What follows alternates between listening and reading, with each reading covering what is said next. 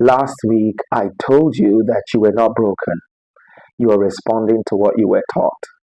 Over 100 of you watched that video, and the questions I kept seeing in the comments and personal messages was this: Sam, I understand where it came from, but what does it actually look like in my life right now?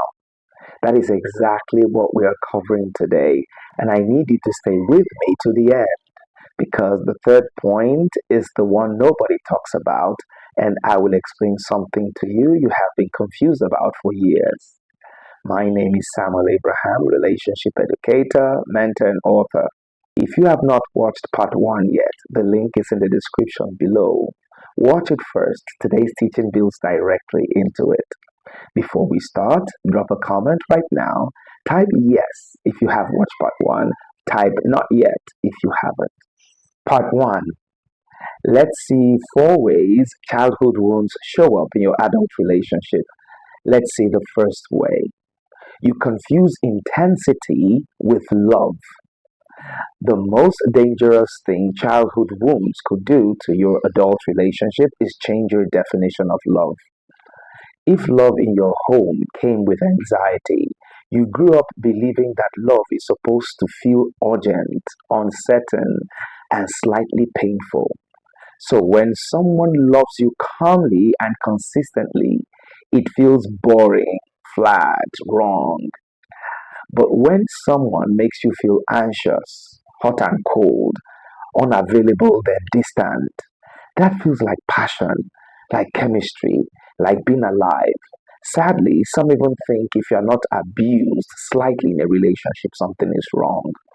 But that's not falling in love. That's not chemistry. That's familiarity. You are falling into what home felt like. What I'm about to show you next is the thing nobody talks about, and it will explain something that you have been confused about for years. Way two, you cannot receive care without suspicion. Someone does something genuinely kind for you, and instead of receiving it, something in you immediately asks, what do they want? What is the catch? You deflect compliments, you minimize kindness, you feel uncomfortable when someone goes out of their way for you.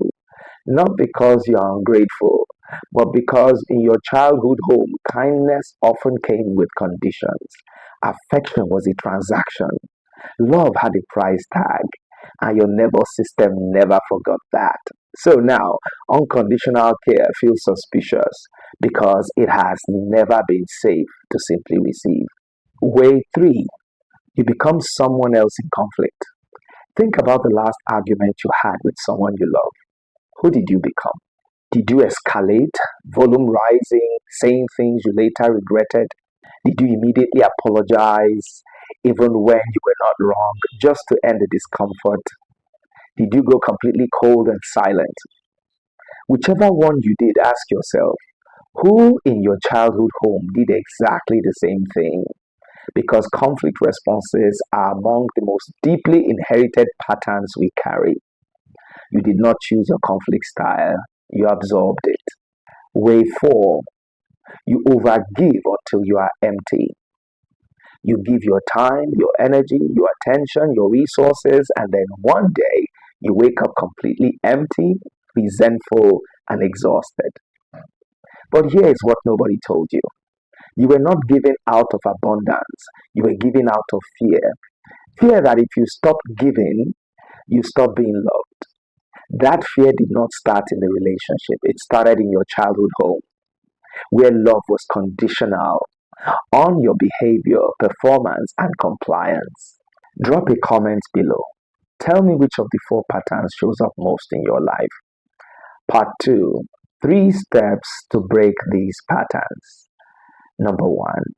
Name it when it happens. The moment you notice a wound showing up, name it out loud, even just to yourself. I am confusing intensity with love right now. I am deflecting care because receiving feels unsafe. I am about to respond to conflict the way my father did. Naming it in the moment creates a split second of awareness between the trigger and the response.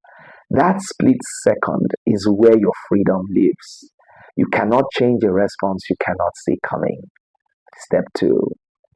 Ask whose response this actually is.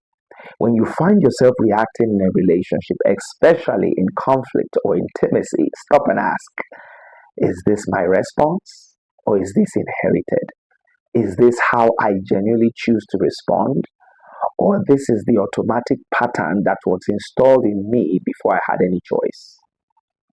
That question, asked consistently over time, begins to separate you from the pattern. It creates distance between you and the woman, between who you are and what you were taught. Step 3. Choose one new response this week. Do not try to change everything at once. Pick one pattern from the 4 we discussed today, just one. And this week, when you notice it showing up, choose one different response. If you normally go silent in conflict, say one honest sentence instead. If you normally deflect a compliment, say, hey, thank you. Let the comment land.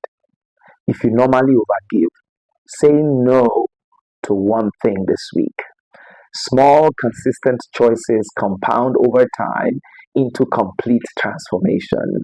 And for every step, I'd like you to pray. Some matters are more spiritual than mental. Ezekiel 36, verse 26 says, I will give you a new heart and put a new spirit within you. This is not poetry. This is God's promise to you. Claim it. Pray with it. Believe it. I want to close by saying if you have been managing these patterns for a long time, working around them, explaining them away, but something shifted today as you gain clarity through this teaching, I want you to follow up on these 3 steps. It is the beginning of your freedom.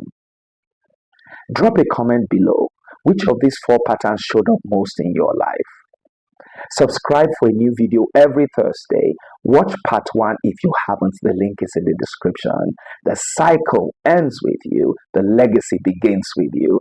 I am Samuel Abraham. I will see you next Thursday. We are drawn to what feels familiar, not what is healthy.